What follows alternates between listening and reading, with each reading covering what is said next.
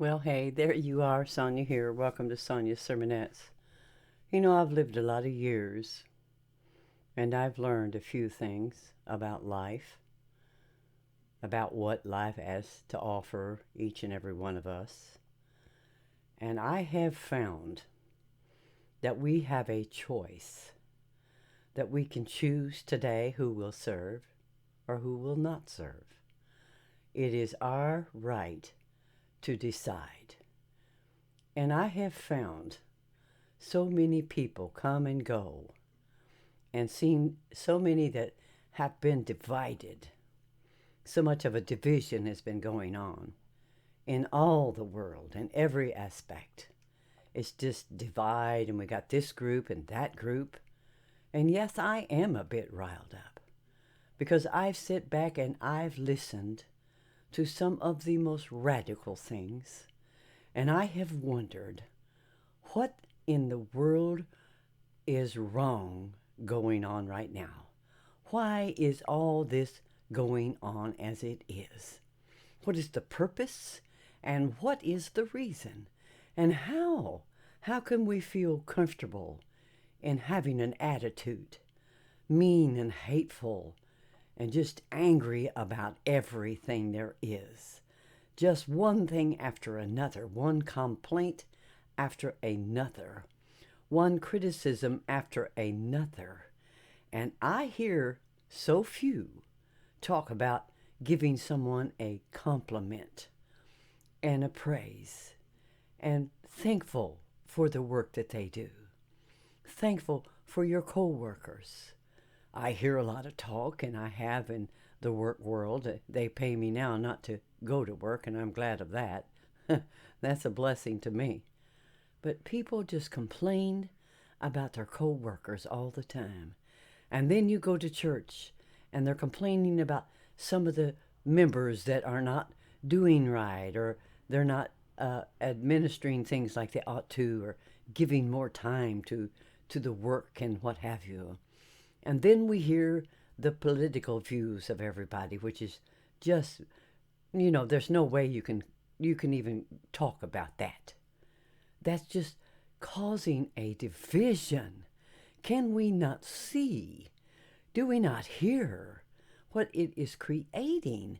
And here we're supposed to be unity, in unity, one with another. We're supposed to be working together.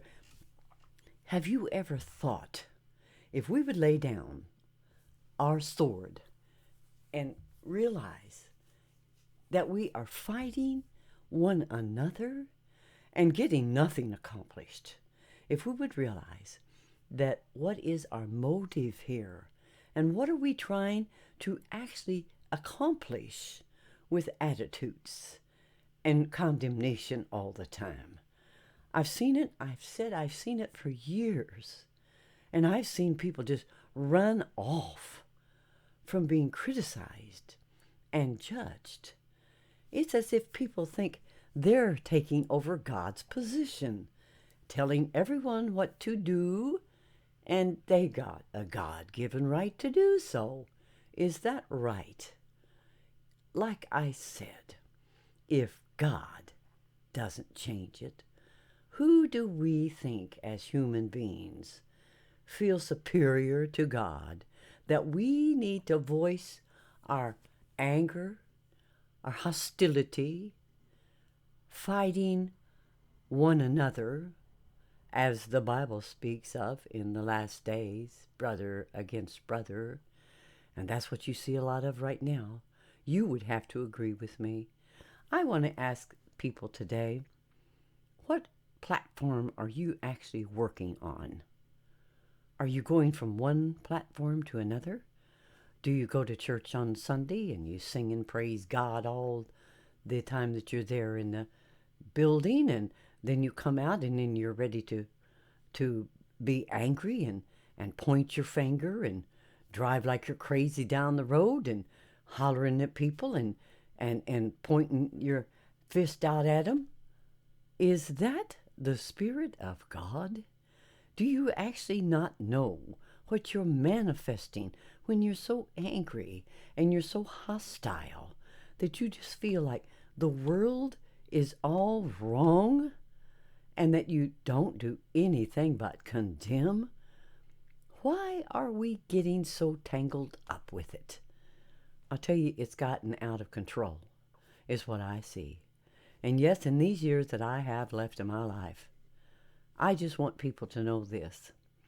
You need to be careful what spirit you are of, and your attitude, and your disposition, and the people that you're hurting, the people that you're harming. It is not your place to judge. I tell you, it is not our place to judge. We do not take God's seat of judgment and pass judgment. How many times have I told this?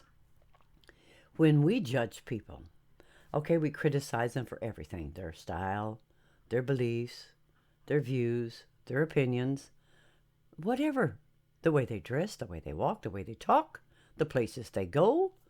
And we just constantly pick at them and look at them out of the corner of our eye with disgust. What does the Bible say about that? You say, well, they're lost and they're headed for hell, and that's why hell's enlarged itself, and on and on. I hear it. I've heard it for years, and I can no longer be quiet. What the Lord has told us in the written word is this.